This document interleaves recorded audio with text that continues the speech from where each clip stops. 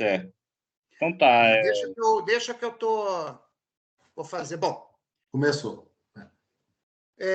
Boa tarde a todas e todos. Estamos dando início à defesa do projeto, da qualificação do projeto de mestrado do mestrando João Pedro Heringer Machado, né, do Programa de Pós-Graduação em Economia da Universidade de Brasília. Esta defesa está sendo feita de maneira online, virtual, né, e está sendo gravada. Participam da banca de qualificação, como membro externo, o professor Luciano Dias de Carvalho, né, do Departamento de Economia da Universidade Federal de Viçosa, o orientador eu, José Luiz da Costa Oreiro, por parte do programa de pós-graduação em Economia da Universidade de Brasília, e o candidato João Pedro Heringer Machado. Bom, João Pedro, você tem até 30 minutos para apresentar o seu projeto, né? Ao final desse tempo, será concedida a palavra ao professor Luciano Dias de Carvalho para fazer as suas arguições. Enquanto ele estiver fazendo as suas arguições, ele não deve ser interrompido, tá? Ao final das arguições dele, você responde as arguições, né? E eu, então, faço as minhas considerações finais. É isso. Ok? Ok. Então, João Pedro, the floor is yours. Beleza, obrigado. Boa tarde, Pedro. Boa tarde, Luciano. Obrigado por aceitar o convite para compor essa banca. Então, como é que eu posso começar? Bem, assim, esse é o título da minha dissertação, né? Vai ser sobre MMT, né? O que eu planejo fazer, o que eu estou fazendo é construir oferecer uma argumentação contrária a algumas coisas que eles colocam, algumas intervenções que eles tentam fazer na literatura acadêmica, né? Oferecer um contraponto e assim, partindo dessas duas literaturas, né? Da literatura pós-keynesiana e do movimentista. A razão disso é porque, sim, vai ficar com a gente apresentar. Oi? Tá. Assim, vai ficar claro, mas primeiro um pouco de contextualização, né? O que acontece? Aqui, a MMT é uma escola de pensamento que surgiu na década de 90, né? E que nos anos mais recentes tem recebido um destaque, assim, da mídia, tanto da mídia quanto do público acadêmico, né? Pessoal bem ativo nas redes sociais, pessoal escreve blog, né? Participa de programa virtual, grava vídeo e tudo mais, né? E também publica texto, publica artigo e tudo mais, né? E é uma teoria que propõe uma série de intervenções da disciplina de economia, história econômica, história do pensamento, finanças, política fiscal, economia do trabalho, né? E etc. E com foco na economia monetária, né? O nome deles já indica aí. Nossa, aí. Tá. O que a MMT de fato é? É uma síntese, né, de diversas fontes de pensamento heterodoxo, né, com 3 blocos principais que a gente pode destacar. Um é a teoria capitalista da moeda, né, que... Só um minutinho. Tá. Um é esse da teoria capitalista da moeda, né, que é assim, uma teoria alternativa, uma visão alternativa sobre a história do surgimento da moeda, como a moeda surgiu pela primeira vez na história, né, de que forma foi que isso aconteceu, né, e eles consideram que, ao invés de ser aquela história do escambo, né, tinha que satisfazer a dupla coincidência nas demandas, aí metais preciosos foram sendo usados para isso, né, assim, como se fosse algo que surgisse espontaneamente, eles consideram que a moeda não se separa da atividade legislativa do Estado, né, e da cobrança de tributos, né. Ali, a moeda se define como sendo a unidade de conta aceita pelo Estado no pagamento das obrigações tributárias. Segundo, também a teoria pós-keynesiana da moeda endógena, né, né? Particularmente o lado horizontalista da discussão, né? Porque também tem um lado estruturalista, que é mais quem que era? O Minsky, a Sheila Down, né? A Vitória Schick, eles concordam eles escolhem explicitamente esse lado horizontalista, né? Que é considerar que a política monetária tem que... Gente, está tendo uma obra aqui em casa.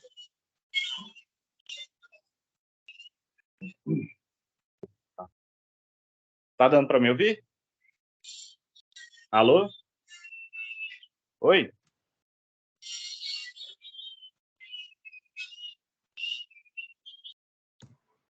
Oi?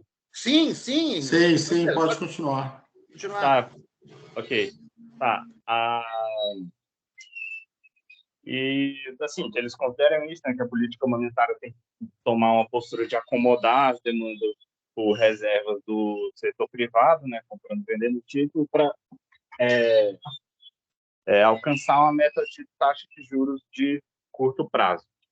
E também a parte das finanças funcionais, né, que é, assim, é uma consequência lógica, né, se você considerar que um Estado tem soberania monetária, que ele emite a própria moeda que ele usa para fazer os pagamentos dele, então ele não pode se encontrar sem recursos financeiros para executar os gastos, né?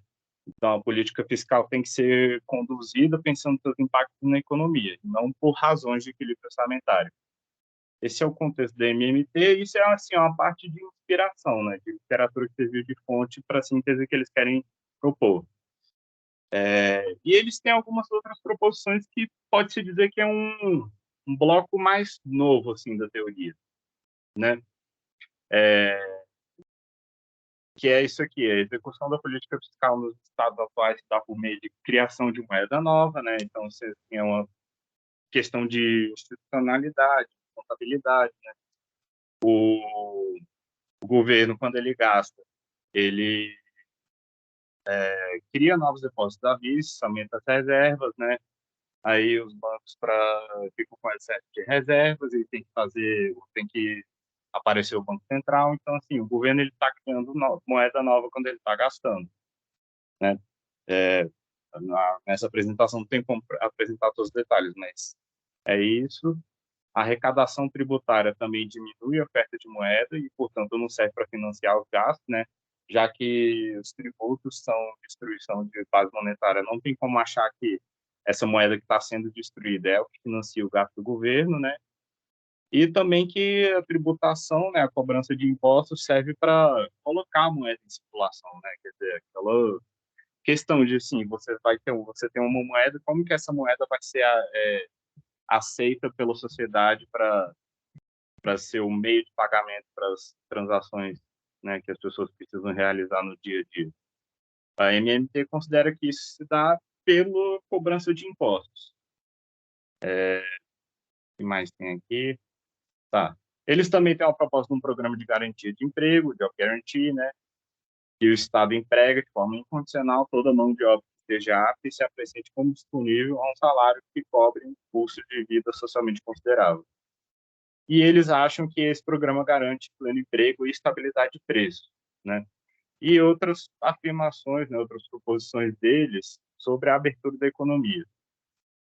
Eles defendem um regime de câmbio flexível com fluxo livre de capitais, né? Quer dizer, toda a apresentação da teoria deles eles supõem que existe autonomia na política monetária e defende o câmbio flexível. Então, você tem que imaginar que eles estão funcionando, né? Defendem um fluxo livre de capitais.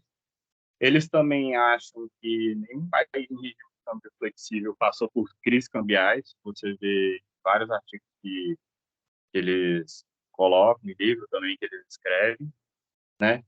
E que crises cambiais acontecem quando o país quer manter uma taxa de câmbio fixa de maneira insustentável, né? Quer dizer, é um pouco aquela ideia de que a especulação cumpre um papel estabilizador, né? Quer dizer, se o governo está querendo manter aquela taxa de câmbio fixa e não é insustentável porque quem está percebendo isso está olhando só para os fundamentos do mercado, esse tipo de ideia. E a proposição principal deles acaba sendo isso, Um país que possui soberania sobre a própria moeda e que opera com um regime de câmbio flexível não tem restrições financeiras para poder gastar. Só que, ao mesmo tempo, como um parênteses, né, isso não significa que a dívida pode entrar em trajetória explosiva ou que o déficit possa ser de qualquer tamanho, né? Ou seja, eles acham o que eles estão querendo defender mesmo é que existe um bom espaço para a política fiscal num país com soberania monetária e que opera num regime de câmbio flexível, né? E assim, tem outros problemas, né, que assim, não, isso aqui não são proposições deles, mas assim, problemas que assim, podem ser objeto de discussão, né, a respeito deles, né, assim, pesquisa nova que pode surgir a respeito da MMT, né, por conta do que eles tentam levantar, né, que é assim, qual é a relação deles com a teoria pós-keynesiana, né, quer dizer, será que são duas teorias coerentes uma com a outra, ou será que estão se direcionando, né, em caminhos opostos, né? Se a MMT explica bem o que é a experiência dos países da América Latina, né, ainda mais nesse tema sensível que é a abertura financeira e a flexibilidade do câmbio, né? Qual a capacidade do Job Guarantee de estabilizar o nível de atividade? Qual é a origem histórica da moeda também, né? Porque os textos que a fonte da literatura que eles usam para defender a teoria deles às vezes é uma literatura um tanto quanto antiga, né? Às vezes é coisa do século XIX, às vezes é coisa de 1910, né? Também a evolução das instituições financeiras, né? E os limites da política fiscal, né? Quais serão, como se discute, né? Esses limites, já que a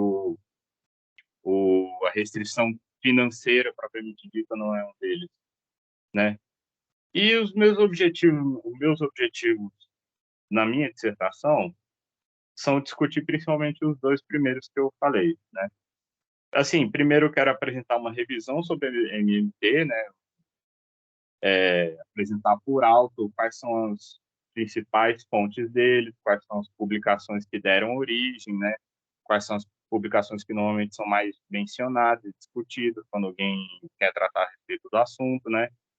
E pode servir de ponto de partida para quem quiser estudar mais depois, né? E os dois problemas anteriormente, né, sobre a escola pós-keynesiana e a experiência dos países da América Latina. Primeiro, eu quero oferecer um contra-argumento à afirmação da MMT de que a imposição de tributo é suficiente para que alguma moeda seja usada em transações privadas, né, a partir da teoria pós-keynesiana. Eu também quero argumentar que a MMT não é um bom quadro teórico para explicar a experiência dos países da América Latina. Eu quero usar a literatura estruturalista e também do novo desenvolvimentismo. E eu quero escrever 3 capítulos a respeito desses assuntos. Tá? Passa.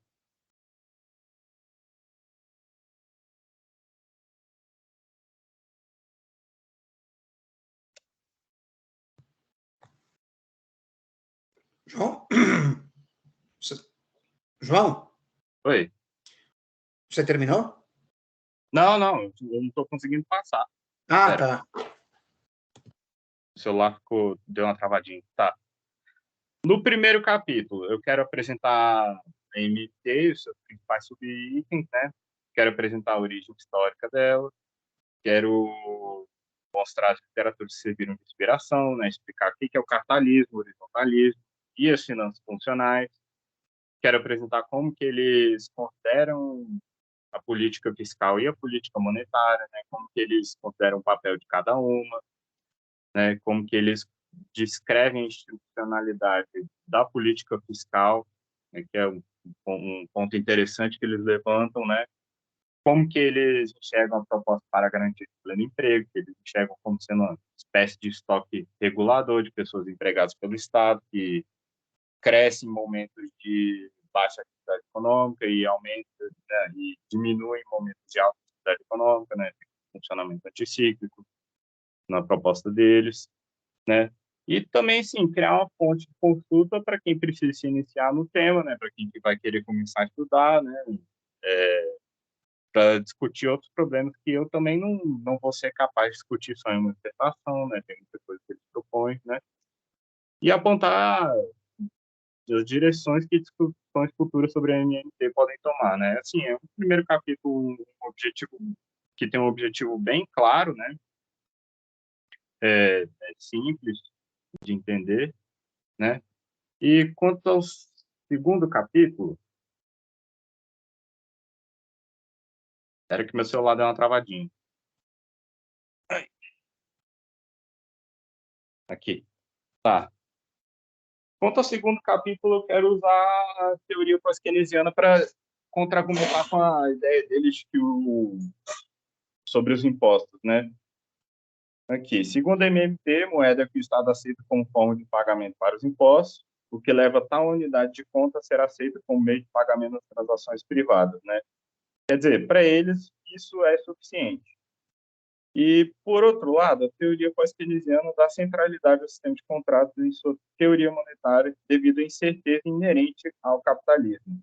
Isso aqui eu acho que é muito importante, porque se você for consultar a literatura deles sobre a ideia do capitalismo e tudo mais, você vê que eles raramente, né, ou quase nunca, eu pelo menos de memória agora não sei, não vi nada, nenhum comentário deles a respeito da incerteza, né, que assim é um assunto muito relevante, né, para o Keynes e depois para a teoria pós-keynesiana que se desenvolveu, né.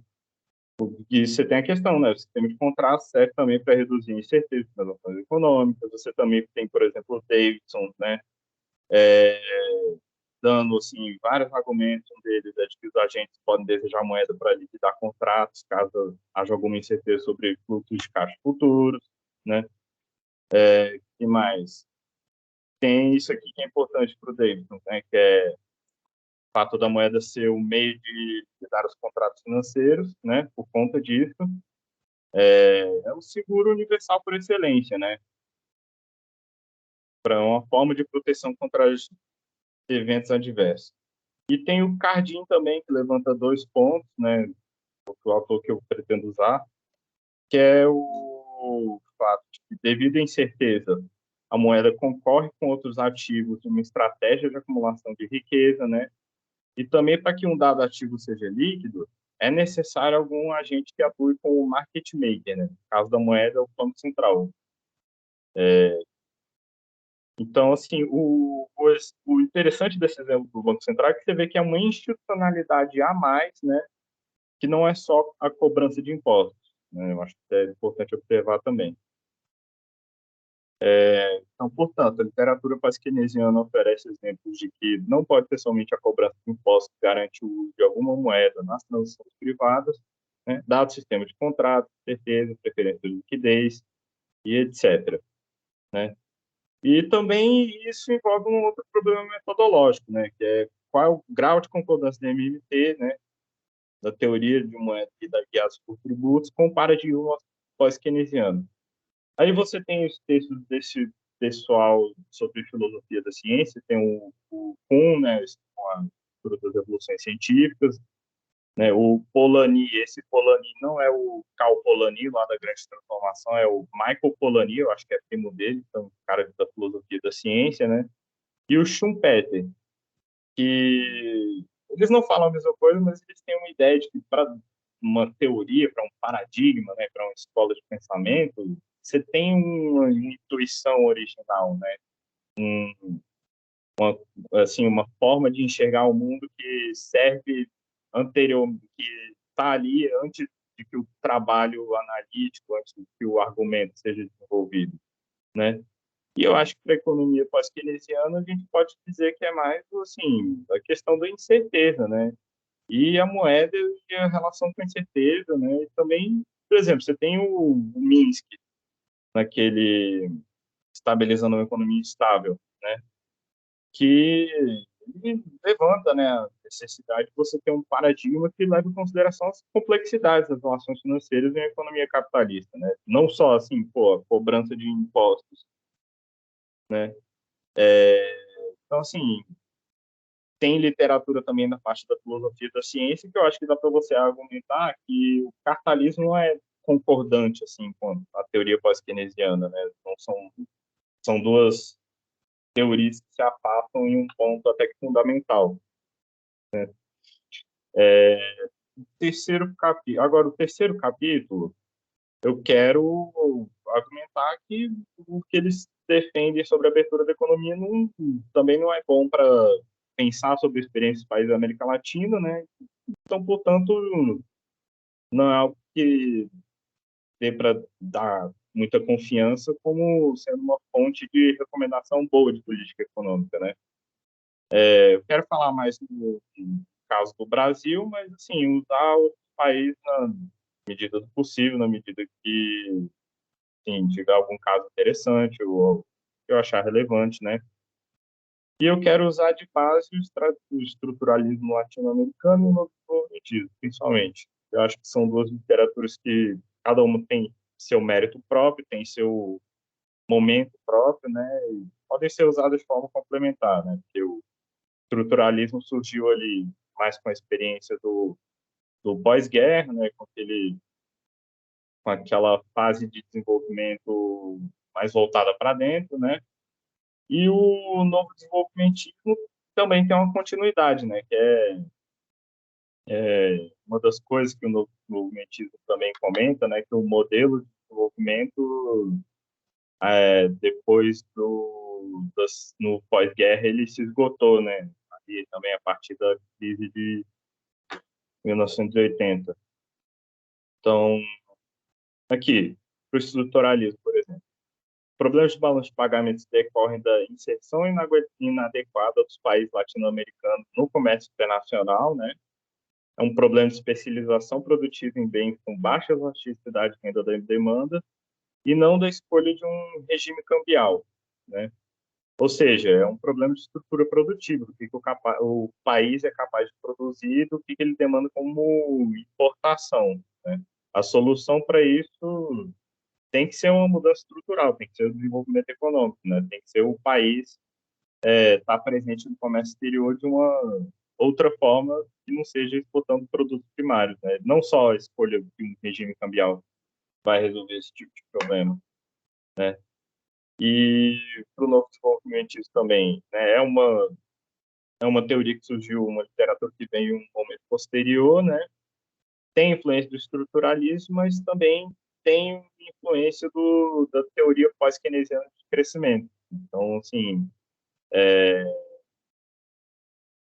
quer dizer, problemas relacionados à demanda efetiva, isso aqui eu achei que tinha corrigido, mas, assim, os problemas relacionados à demanda efetiva, eles são mais explícitos, eles são mais apresentados de uma maneira mais explícita, mais clara, assim, também.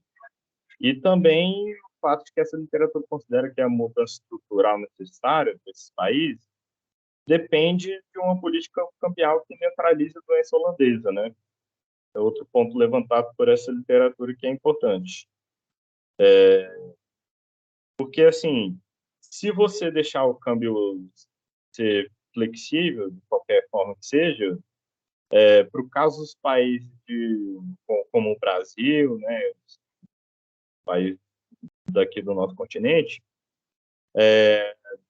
pela forma como o novo desenvolvimento enxerga, então você está perdendo um instrumento de política econômica importante para o desenvolvimento, né? Você está abrindo mão de solucionar um problema importante, né?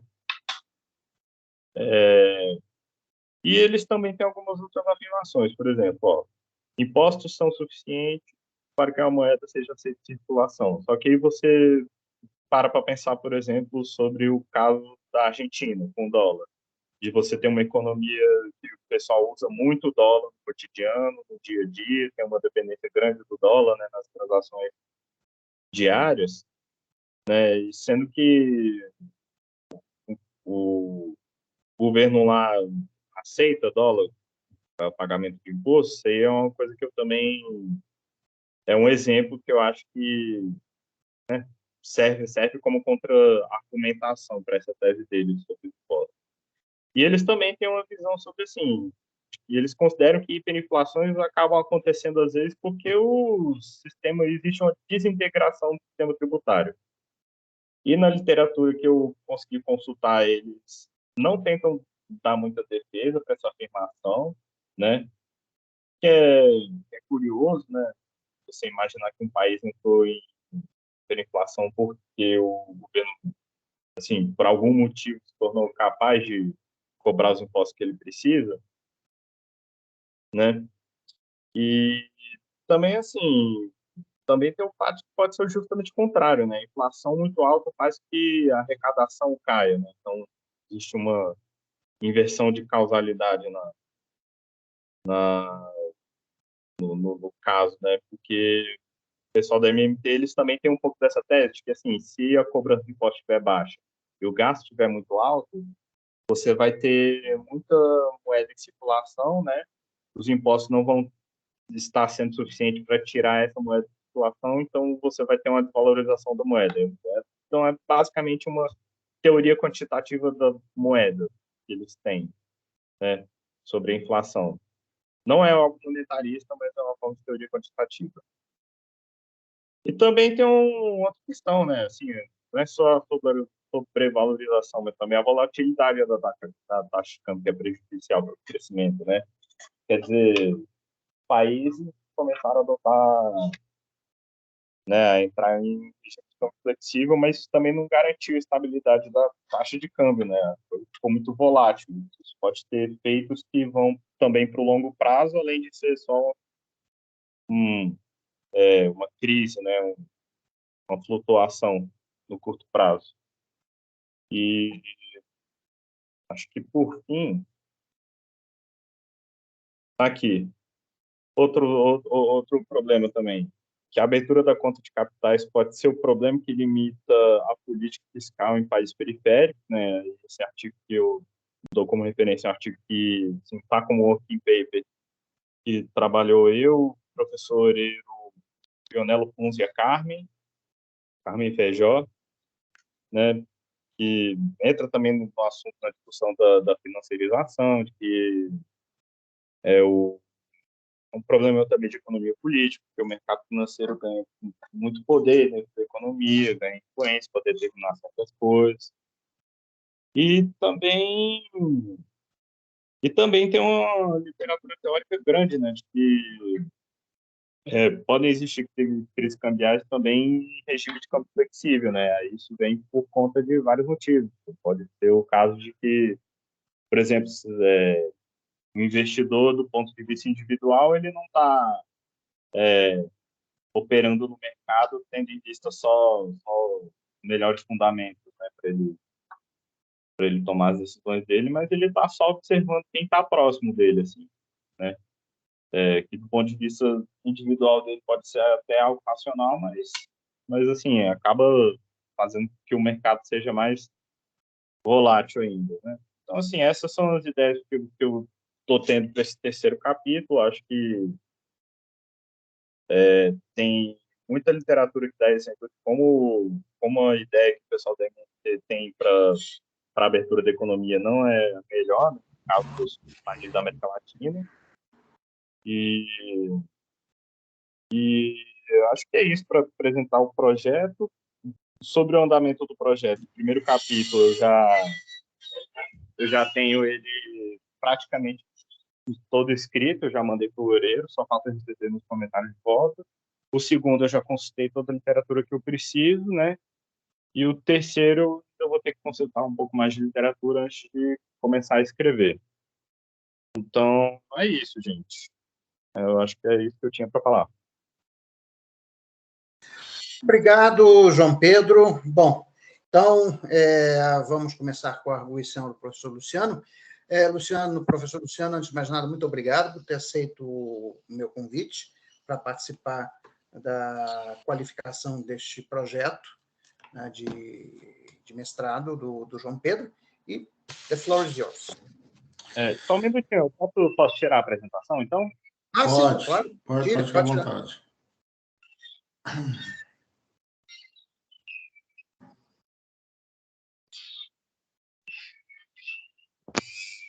Pronto. Ok. Me ouve bem, vocês todos?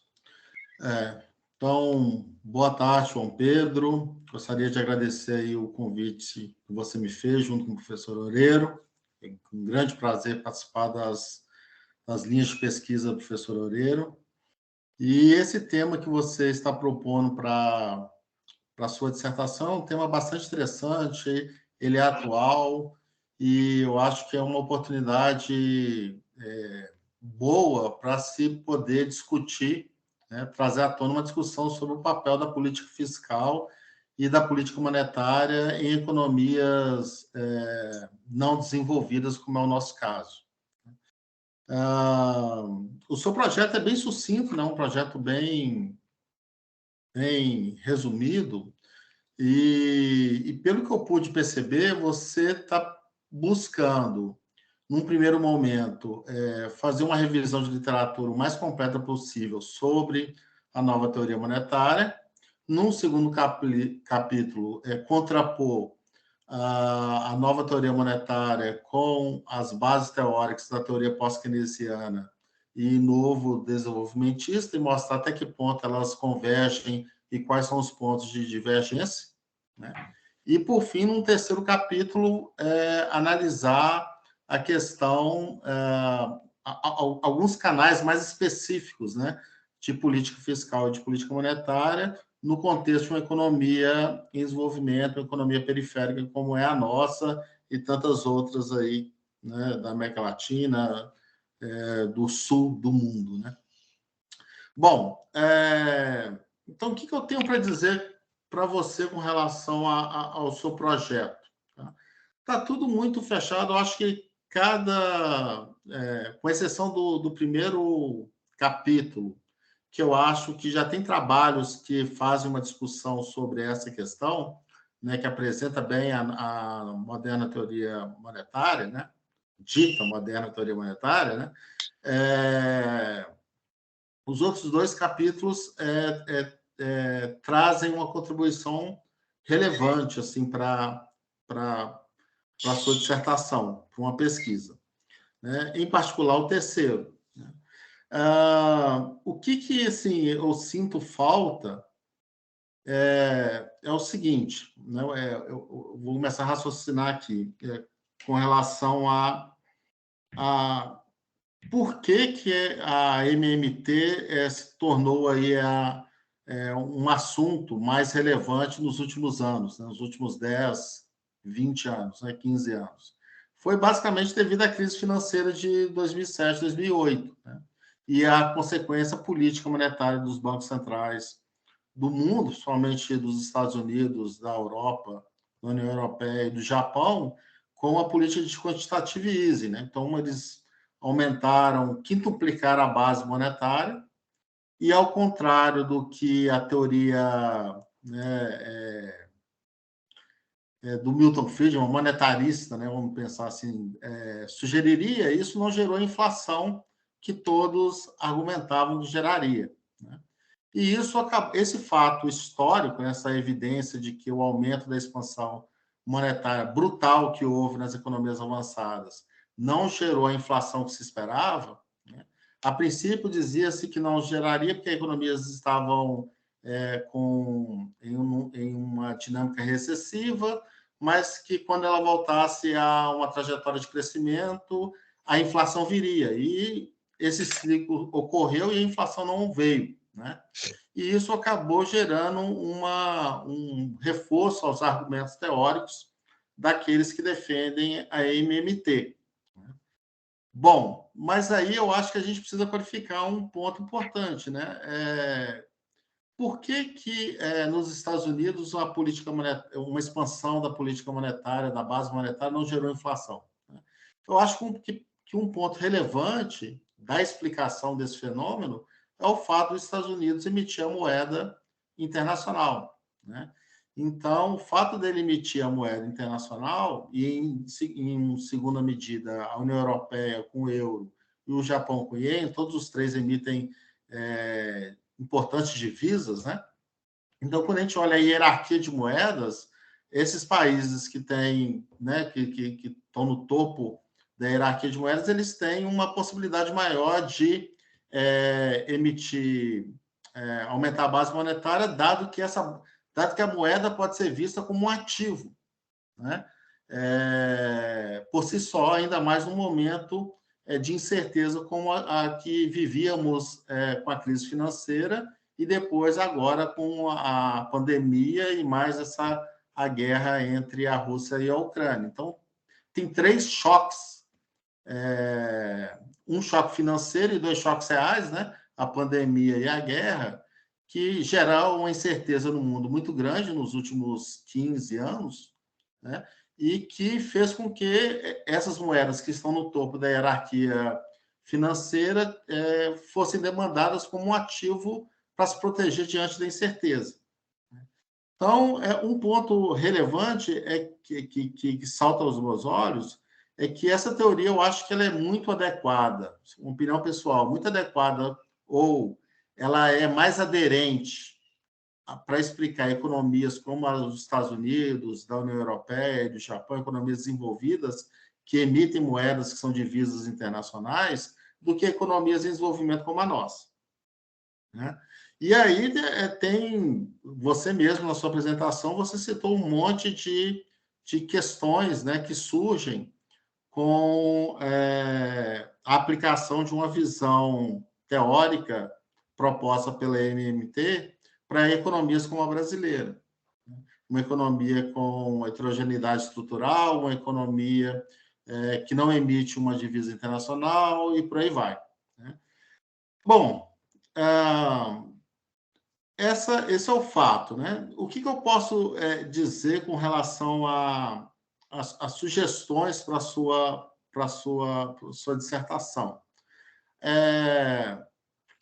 Eu gostaria de ver, eu fiz uma pesquisa, não identifiquei, se tem algum modelo teórico que mostra quais são as condições para que as proposições da nova teoria monetária são válidas, né? Então, me parece que deveria ser uma descrição muito parecida com a economia americana, ou seja, uma grande economia aberta, que emite divisa internacional, uma economia que o risco país é zero, né? Então, a dívida pode aumentar, que o risco país vai ser sempre zero, ele é insensível ao grau de endividamento do país com proporção do PIB. Válida para uma economia desenvolvida, não com produtividade homogênea, sem mudanças estruturais, né, sem heterogeneidade estrutural em suas estruturas. Então, quando você desenha um modelo teórico com essas características, principalmente o fato do risco país ser insensível a não ser afetado pelo grau de endividamento do país, né, e pela dinâmica da dívida pública, e o fato do país emitir uma moeda que é uma reserva internacional, sob certas condições, a proposição dos teóricos da nova teoria monetária são válidas, né? Então, seria muito interessante assim, se você, depois dessa revisão que você faz do capítulo 1, você desenhasse um modelinho simples, mas que onde, por exemplo, o risco país é insensível à taxa de juros, então o risco país pode aumentar, onde qualquer excesso de emissão de moeda pode vazar para outros países, porque a moeda é um ativo, e aí nós teríamos uma base mais sólida para depois a gente contrapor com relação a uma economia em desenvolvimento como a brasileira, que aí você entraria em questões, porque o capítulo 1 é uma revisão da nova teoria monetária. Isso tem livros, tem artigos, tem uma base de pesquisa grande em cima disso. Eu acho que a contribuição que você pode dar é pequena nesse campo, nesse capítulo 1. Serve como base para você fazer a sua pesquisa, mas como contribuição eu acho que vai ser limitado. O segundo capítulo, que é um contraponto entre a teoria pós-keynesiana / novo desenvolvimentista e a teoria MMT, aí sim dá para fazer uma contribuição, com certeza, a visão pós-keynesiana da moeda como sendo o ativo, né, que liquida contratos e que ela tem, por si só, ela desenvolve preferência pela liquidez, dado o fato que ela é a moeda que encerra qualquer tipo de contrato em uma economia, né? E em ambiente de incerteza, a moeda, mesmo não gerando retorno, ela é um ativo seguro, né? No sentido de que ela evita perdas em termos reais, né? Enfim, da economia, da riqueza, e que a moeda também é um ativo que concorre com outros ativos, uma estrutura, né, da teoria da preferência pela liquidez. Então, tem toda uma discussão que dá para você fazer em cima disso, né? E aí a gente cairia no terceiro capítulo, que aí seria uma questão mais interessante, né? Que, assim, voltando para o capítulo 2, eu acho que você poderia fazer uma contribuição relevante no capítulo 2 se você aprofundar na estrutura pelo qual o Banco Central Brasileiro e o Tesouro Nacional emitem moeda e fazem política fiscal e política monetária, justamente para poder discutir as questões letras fiscais do Tesouro, que são indexadas à Selic, que é um fator que limita as proposições da MMT, né?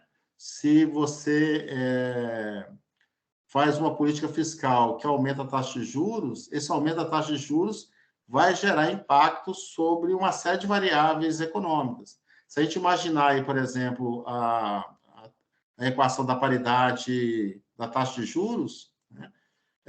Uma economia em desenvolvimento como a nossa, ela tem que ter uma taxa de juros que cubra a taxa de juros internacional, cubra expectativa de depreciação cambial e ainda cubra o risco país, né? Então, fica claro para mim que existe um canal entre o aumento do grau de endividamento, que é afetado pela política fiscal e pela política monetária, via juros, o efeito que isso tem sobre o risco país, que, por sua vez, vai aumentar ainda mais o grau de endividamento, né, a taxa de juros e o grau de endividamento. Então, existem canais que a gente pode ver que enfraquece o argumento da nova teoria monetária. O ideal seria que você mapeasse esses canais de uma forma mais precisa, ao invés de usar uma revisão de literatura. Essa seria a minha proposta, né? E o terceiro capítulo, que é a questão do câmbio flutuante, mobilidade perfeita de capitais, eu acho que as críticas que você fez, né, e que outros fizeram, elas são válidas, né? Então, assim, mesmo que haja câmbio flexível, mobilidade perfeita de capitais, né? Então, tá, você tem câmbio flexível e mobilidade perfeita de capitais. Nós já passamos por situações semelhantes a essa e tivemos problemas de balanço de pagamentos, né? Porque a nossa estrutura produtiva, as nossas restrições de balanço de pagamentos, ele surge por fatores outros, né? Que não é simplesmente o fato da gente manter um câmbio realista, que seria um câmbio fixo e realista, né? Então, assim, há outros motivos que afetam a estrutura do nosso balanço de pagamentos e a nossa taxa de câmbio, o valor da taxa de câmbio, que vai além do equilíbrio do balanço de pagamentos, que seria a visão tradicional da taxa de câmbio de equilíbrio, né? Quando você pensa numa visão mais ortodoxa, né, da taxa de câmbio de equilíbrio, você vai calcular qual é a taxa de câmbio que equilibra a balança comercial, balanço de pagamentos, né? Esse equilíbrio ele pode ser incompatível com o pleno emprego, por exemplo. Por exemplo, devido à doença holandesa. Seria um dos motivos. Taxa de câmbio, devido à doença holandesa, a nossa taxa de câmbio de equilíbrio, que equilibra o balanço de pagamentos, ela tende a ser mais apreciada do que aquela taxa de câmbio necessária para que o setor industrial seja capaz de ser competitivo internacionalmente, né? E isso, a médio e longo prazo, compromete o crescimento econômico, a produtividade e até mesmo a política de pleno emprego, né, proposta pela MMT. Então, eu vejo, e você, na sua apresentação principalmente, que está mais completa que o seu projeto, a gente percebe que você compreende todas essas influências que existem em economias em desenvolvimento como a nossa e que acabam enfraquecendo o argumento da nova teoria monetária. Então, assim, beleza, já que você compreende isso, há duas possibilidades. Uma possibilidade de você fazer uma revisão de literatura e descrever, seria, por si só, daria uma ótima dissertação, mas você poderia fazer algo ainda mais interessante, né? Que é tentar mostrar em que condições a teoria monetária teria validade, e eu acredito que são condições muito restritivas, né? E depois relaxar essas condições e mostrar que em outros contextos, né? Eu citei o caso do fato do risco país passar a ser uma variável que influencia a dinâmica da dívida pública, essa teoria já deixa de existir, né? Já deixa de ter a relevância e as proposições por ela levantadas deixa de ter o impacto sugerido pelos teóricos da MMT. E tendo o Oreiro aí como seu orientador, né, você tem a melhor pessoa, né, para poder te orientar nesse sentido. Então, assim, você está com... tudo pede para você enveredar numa questão de desenvolver nada de modelos complexos, modelos simples. A lá Lavoie, quando fez aquele artiguinho, está na minha cabeça aquele artigo do Lavoie sobre se o sistema de metas de inflação é compatível com a teoria pós-keynesiana. São modelos pequenos, ele mostrou lá o modelo do novo consenso econômico, depois ele relaxa a hipótese, mostra as condições que aquilo é válido, relaxa as hipóteses e vai mostrando outras possibilidades, né? Eu penso a mesma coisa, cria um modelinho, pensando na economia americana, em que contexto a nova teoria monetária pararia em pé, por assim dizer, e depois você mostraria, tá, sobre esse contexto ela para em pé. O fato é que a economia brasileira e um monte de outras economias do mundo não são assim. O risco país influencia, há o diferencial de juros, volatilidade de câmbio, a economia heterogênea, há questões do fato da economia heterogênea existirem taxas de câmbio que prejudicam o desenvolvimento industrial e, portanto, a acumulação, o progresso tecnológico, o crescimento de longo prazo. E quando a gente coloca esses outros elementos, esses outros canais na equação, a gente percebe que os resultados propostos pela nova teoria monetária, eles desaparecem. Aí eu acho que você teria um trabalho, sim, excelente. Excelente, excelente. Então, seria essa a minha sugestão. Assim, você falou que já fez o capítulo 1. O capítulo 1 ele tem que ser feito mesmo, que é uma revisão completa da MMT. Já está bem adiantado o capítulo 2, que é importante para você delimitar o que até onde a teoria monetária tem compatibilidade com a teoria pós-keynesiana e no desenvolvimentista, e até onde não tem. Mas aí, para dar aquela cereja do bolo mesmo e dar, né, mostrar aí que você está sendo orientado pelo Oreiro, né, vinha aquele modelinho no final para poder mostrar que, sob certas condições, a MMT é válida, mas são condições muito restritivas, que servem para uma economia talvez como a americana, e eu tenho até minhas dúvidas até que ponto isso serve para a economia americana, mas sob certas condições isso serviria para a economia americana ou europeia, mas que para a maior parte das economias do mundo, para a maior parte das estruturas econômicas do mundo, em particular as em desenvolvimento como a brasileira, isso não vigora. Isso seria uma sugestão. Caso você não queira partir para a modelagem, pelo menos aprofundar os mecanismos de política monetária e política fiscal brasileiros para a gente ficar mais claro por que a teoria monetária não é compatível, e eu acho que não é, e você parte dessa hipótese do seu projeto, né, que ela não seja compatível com a economia brasileira. Então, aí mostrar, não, ela não é compatível por causa que existe, por exemplo, o Brasil tem títulos públicos indexados a Selic, quando tentar fazer uma política da MMT, isso vai gerar aumento do grau de endividamento da dívida pública brasileira e que, em algum momento, isso vai afetar o fluxo de capitais, vai afetar o câmbio, vai afetar o nível de preço internos, porque parte dos preços são importados, e isso vai gerar inflação, enfim, dá para discutir em cima disso. Então, é mais ou menos isso, assim,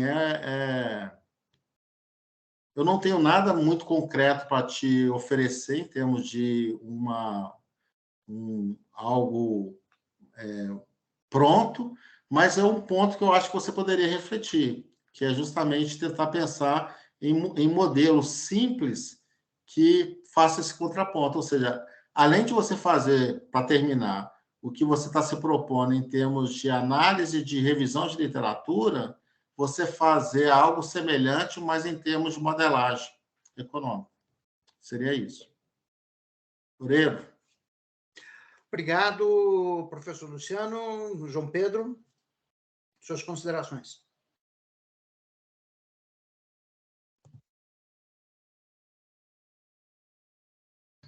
Seu microfone não está funcionando. Então, Luciano, obrigado pelas sugestões, obrigado pelos elogios também. Eu acho que é uma sugestão interessante construir um modelo teórico, né? Eu também posso conversar com o Oreiro, né? Ele indica uma literatura para servir de base, né? Eu tento ser criativo, criar alguma coisa a mais, né? Que eu encontrar, né? E um outro comentário que eu achei legal, achei interessante também, sobre pegar, assim, sobre alguns que você falou, né? Mapear canais de transmissão das políticas econômicas, né?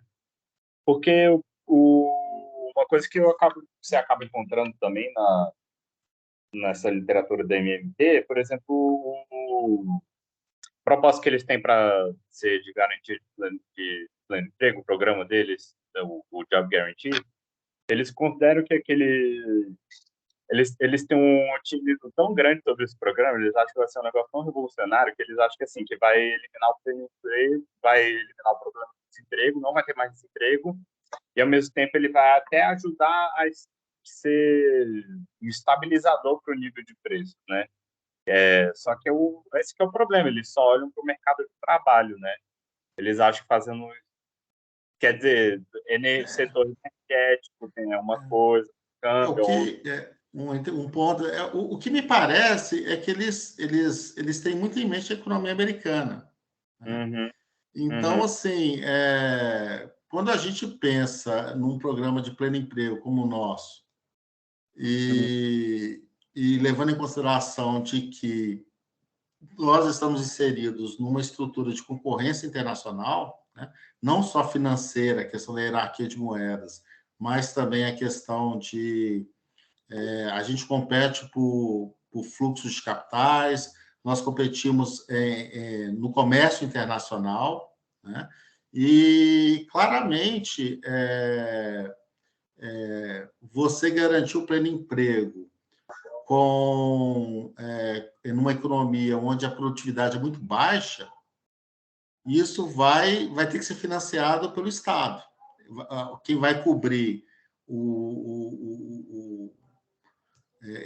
é algo que tem que ser estudado, que eu não sei até que ponto o mínimo de renda necessária nossa é capaz de sobrepor o custo de manutenção dessa renda, a produtividade capaz de gerar uma renda mínima necessária numa economia como a nossa, que é de renda média. Se você pensar numa economia que não é de renda média, fica ainda mais difícil. Né? Então, fica claro na minha cabeça de que a estrutura produtiva importa e o ponto de desenvolvimento econômico e industrial que a economia se encontra, ela contribui ou não para que essa proposição seja verdadeira. E uma economia desenvolvida como a americana me parece ser até aceitável um argumento como esse. Eles têm excedentes para poder contratar mão de obra e garantir o pleno emprego. Né? Agora, se nós fizéssemos isso na nossa economia, isso seria sustentável? Isso ajudaria o país como um todo a ser competitivo internacionalmente. Isso teria que ser financiado por dívida pública, e até que ponto a dívida pública ela é autofinanciável, como eles argumentam, e, portanto, ela não contaminaria o risco do país. Porque se a dívida pública ela contamina o risco do país, mesmo na dívida pública em reais, em moeda doméstica, se ela gerar mudança na percepção de risco dos investidores estrangeiros, isso vai afetar a taxa de juros doméstica, que, por sua vez, vai afetar a rolagem da dívida pública.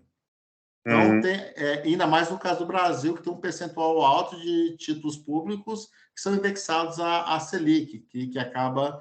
Né, o professor Oreiro tem 20 anos que bate nessa tecla, né, de que deveria desindexar os títulos públicos, tirando a Selic, né, como um indexador de títulos públicos, que enfraquece a política monetária. Né? Mas, enfim, pode continuar aí. É só um ponto assim, que eu acho que a estrutura, o ponto central é o ponto de desenvolvimento que a economia se encontra. Numa economia desenvolvida como a americana, essas proposições elas tendem a se aproximar mais do factível. Quanto mais longe a gente distancia de um país desenvolvido como os Estados Unidos, mais improvável me parece ser as sugestões de política econômica da nova teoria monetária. Exatamente, assim, você vê o que eles escrevem, você vê que eles estão, na cabeça deles está muito uma economia desenvolvida feita dos Estados Unidos, até porque mesmo a proposta deles de pleno emprego, eles falam, contratar a um salário que garanta, assim, custo de vida, né, a pessoa consegue pagar todas as contas dela, né, consegue cobrir o custo de vida, só que, ao mesmo tempo, esse salário não vai competir com o setor privado, né? E, poxa, numa economia com uma produtividade baixa, que nem a nossa, isso aí fica mais difícil ainda, né? Fica menos visível de se tornar realidade, né? E também essa questão da política monetária, né? Porque também tem razões históricas, né? Do porquê que o perfil do endividamento do setor público brasileiro tem esse problema de indexação na taxa básica, né? E não foi uma escolha, assim, era o que era possível fazer na época, né? Quer dizer, o Estado foi limitado em sua escolha.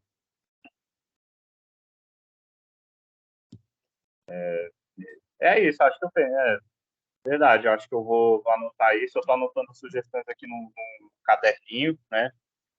Separar como que é o canal de transição de cada política e discutir isso com a MMT, comparar com a MMT. Eu acho que é uma boa sugestão. Obrigado.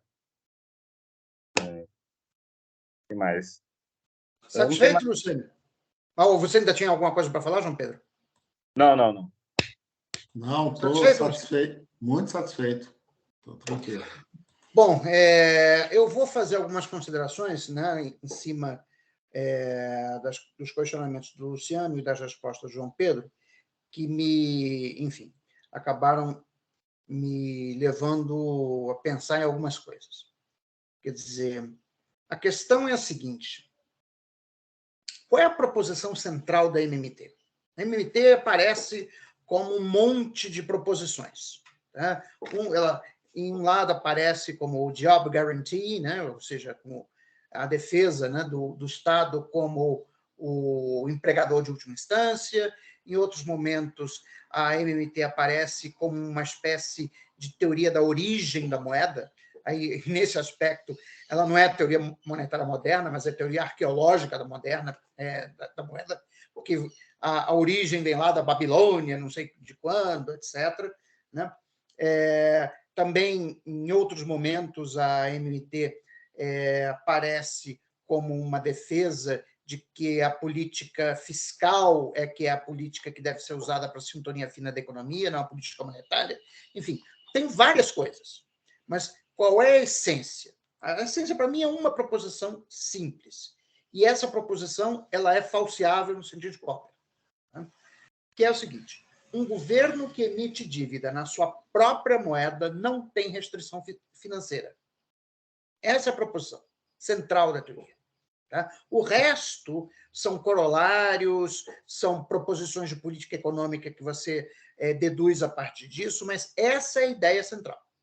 Bom, então o primeiro ponto é o seguinte: é uma proposição falseável, ou seja, eu posso, estou pensando agora, fazer um teste empírico relativamente simples, é você pegar uma base, construir uma base de dados para vários países desenvolvidos, em desenvolvimento, e ver se tem alguma correlação entre o prêmio de risco país, por exemplo, medido pelo MBI Plus do JP Morgan, e o endividamento, o endividamento do país, em moeda nacional, a taxa de endividamento.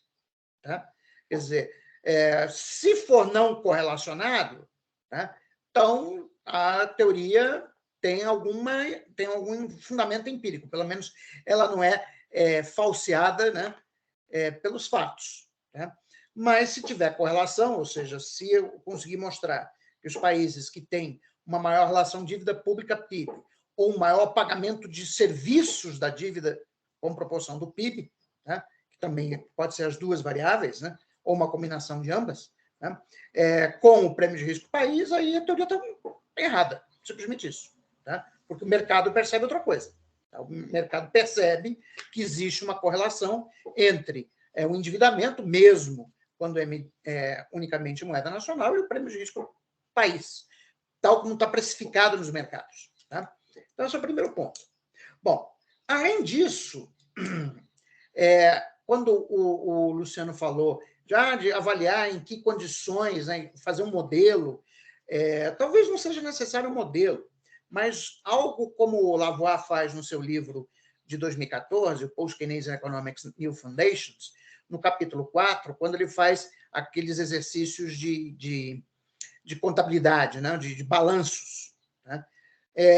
O fato é o seguinte: mesmo que um governo emita dívida na sua própria moeda, a questão é que existe uma separação institucional entre o Tesouro e a autoridade monetária.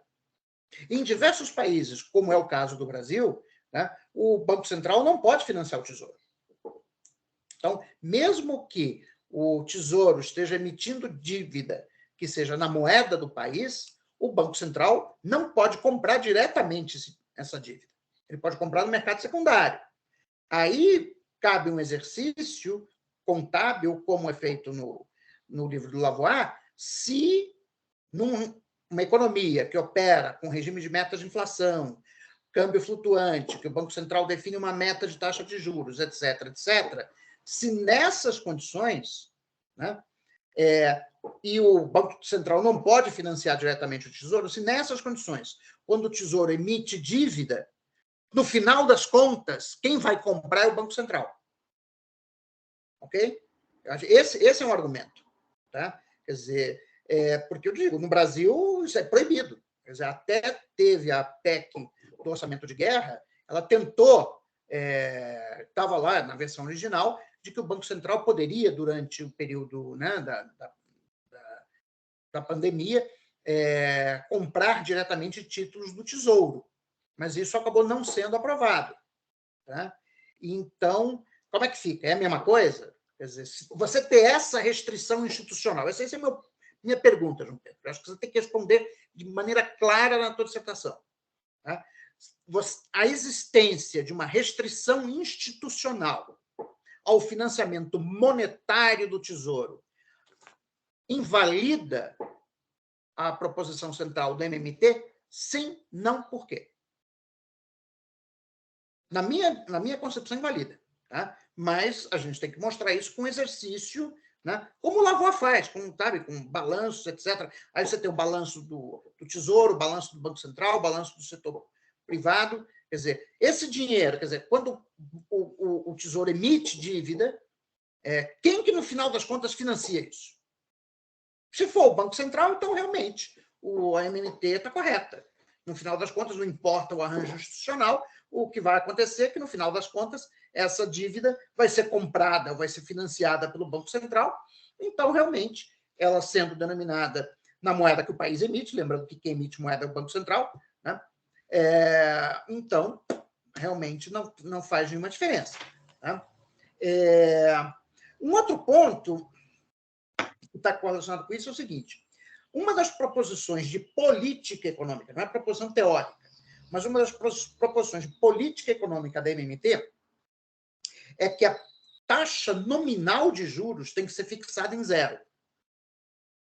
Tá? Isso, pelo menos para os Estados Unidos é assim. Tá? Bom, veja bem, se você pode emitir dívida sem custo nenhum, é óbvio que não tem restrição financeira. Se você disser para mim, Oreiro, você pode comprar o que você quiser no cartão de crédito, que taxa de juros é 0. Foi, oba! Vamos me preocupar com o endividamento? É só você colocar na equação do Domer, de dinâmica da dívida. Quer dizer, se a taxa nominal de juros é 0, então a taxa real de juros é negativa no valor da taxa de inflação. Se a economia crescer alguma coisa, mesmo que seja pouco, né, então a taxa de crescimento vai ser maior do que a taxa real de juros. Com a taxa de crescimento maior do que a taxa real de juros, o governo pode ter déficit primário. E mesmo assim a dívida cair, que é o que está acontecendo na Europa agora. Né? Na Europa, você tem a taxa real de juros, a taxa real, não a nominal. A real está negativa, porque a inflação é mais alta do que a taxa fixada pelo Banco Central Europeu. Aí o que está acontecendo? Os países têm déficit, não tem nenhuma regra fiscal em funcionamento, mas a dívida pública, a PIB, está caindo. Está caindo na Itália, está caindo na Espanha. Claro, mas veja bem, nessas condições que a MMT está propondo, a tese de que um governo que emite dívida na sua própria moeda não tem restrição fiscal é uma trivialidade. Ele é absolutamente trivial. É verdade. Ué, se você emite dívida com custo 0, então o governo não tem restrição financeira. É aquela coisa, né? Não tem problema porque o problema não existe, né? Não, é que não tem custo. Veja bem, se a dívida não tem custo, não tem limite. Isso é por definição. É uma trivialidade isso. Outra coisa é você dizer que num país como o Brasil, que emite dívida na sua própria moeda, mas paga 8% de juro real, né, você dizer que não tem restrição financeira. É completamente diferente. A questão, por que o Brasil tem 8% de juros? Aí é outra história. Né? Mas assim, ninguém me convence, né, que você, com um país que tem uma taxa de juros de 8% real, que é muito maior do que o seu crescimento, né, que não tem nenhum problema para o governo se endividar, que pode aumentar a dívida pública sem limite. Isso ninguém me convence. Né? Isso não faz sentido. Né? Outro ponto, e aí eu acho... Mais 2 pontos que eu acho que são importantes. O Job Guarantee. Isso é uma proposição de política econômica, não é a proposição teórica central do MMT. Mas o Job Guarantee. O Luciano falou, bom, isso é um programa que pode fazer sentido para país desenvolvido.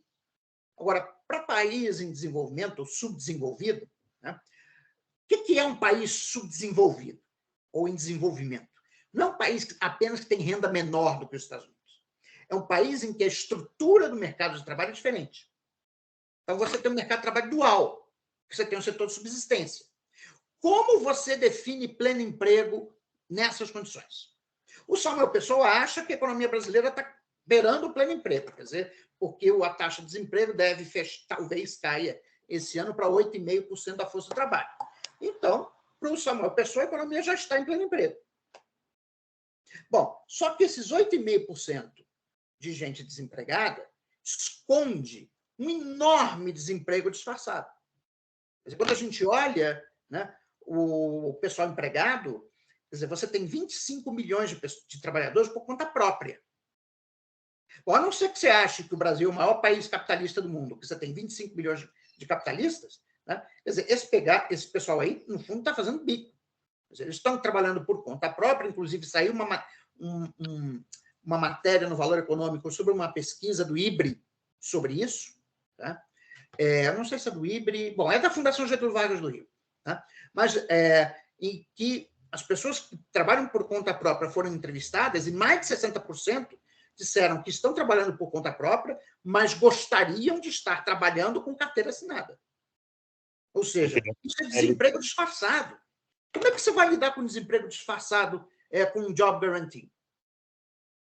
Então, veja bem, o Job Guarantee é uma proposta de política econômica para um país que tem uma outra estrutura de mercado de trabalho que não é a de um país em desenvolvimento. É um país desenvolvido, a princípio, uma economia madura, em que todos os trabalhadores já foram transferidos do setor de subsistência para o setor moderno, e aí, por problemas de demanda efetiva, cai a demanda, as empresas mandam uma parte dos trabalhadores embora, e aí o governo vem e dá um emprego para quem foi demitido.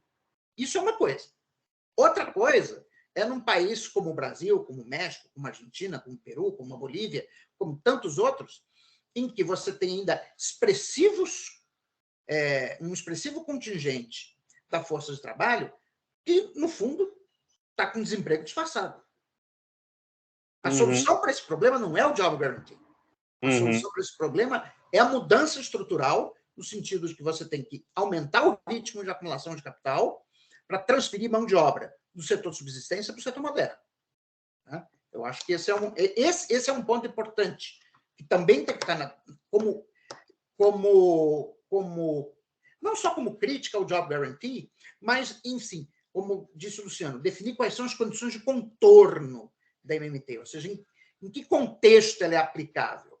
Bom, para o nosso contexto, ela não é. Porque o que eu estava falando, que eu fico pensando, né? Poxa, um salário que cobre um custo de vida, mas não vai competir com o setor privado em uma economia que está concentrada em setores de baixa produtividade, né? Isso aí é meio irreal também.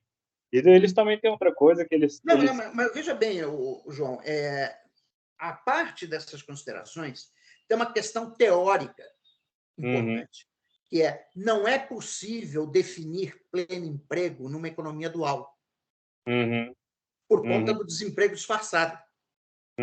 Esse conceito de desemprego disfarçado é da John Robinson. Entendeu? Quer dizer, eu lembro que há muitos e muitos anos, né, quando se discute a autonomia do Banco Central no Brasil, que o pessoal, não, vamos fazer um sistema de duplo mandato, em que o Banco Central também vai procurar o pleno emprego. Eu sempre falei, o conceito de pleno emprego por uma economia como a brasileira, ele não faz sentido, porque você tem muito desemprego disfarçado. Então, tem 8,5% de trabalhadores sem emprego, então estamos no pleno emprego. Não, porcaria nenhuma. Tem 30% da força de trabalho que está no setor informal ou está por conta própria.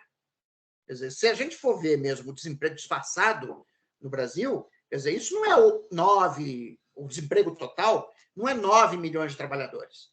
Nós estamos falando aí talvez de 30 a 35 milhões. Né? E você vai fazer um programa para dar emprego para todo mundo, com base no Estado? Isso vai custar os olhos da cara. Não tem como fazer. Né? E, por fim, a questão sobre a restrição externa, quer dizer, o pessoal da MMT acha que a taxa de câmbio resolve automaticamente qualquer problema de restrição de balanço de pagamentos.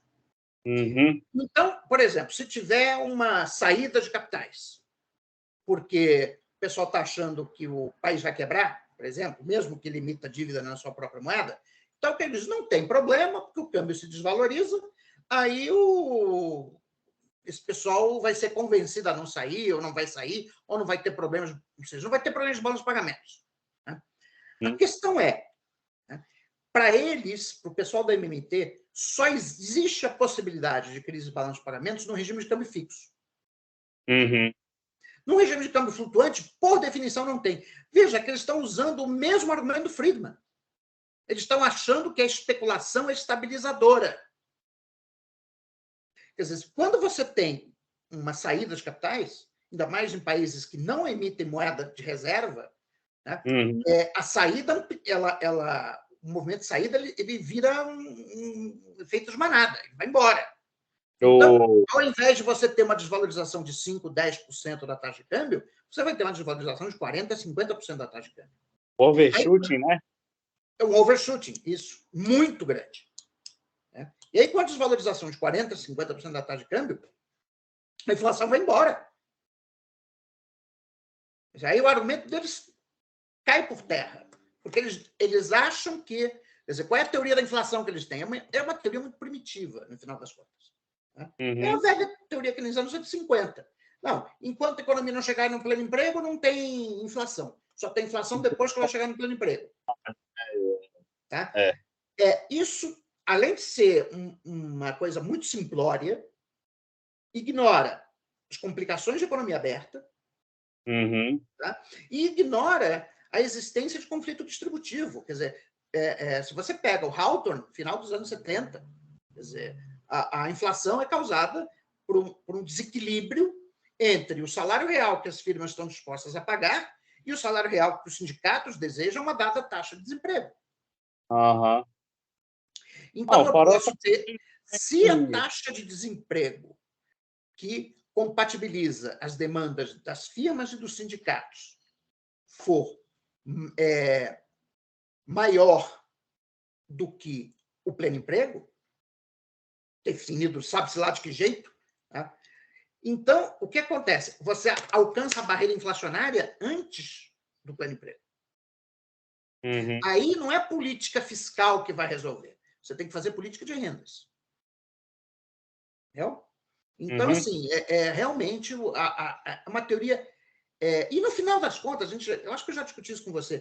Quer dizer, a ideia deles que, não, quando tem inflação de demanda, então o governo tem que tirar a moeda de circulação com aumento de impostos. Gente, isso é monetarismo. Quer dizer, ele está dizendo, no final das contas, que a inflação é causada por um excesso de moeda em circulação. Então, assim, é realmente uma teoria que, como disse o Pelley no artigo 2020, tem coisas boas e novas. O problema é que as boas não são novas e as novas não são boas. Né? Mas é isso, essas são as minhas considerações.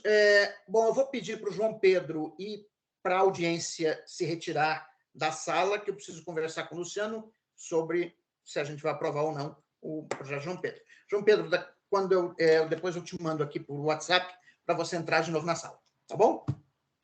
Tá, ok. 5 minutos, 10? Menos, 5 minutos a gente já está... Tá? Beleza. Tá bom? Certo. Pessoal, eu peço todos os outros que se retirem da sala, por favor. João Pedro incluso. Beleza.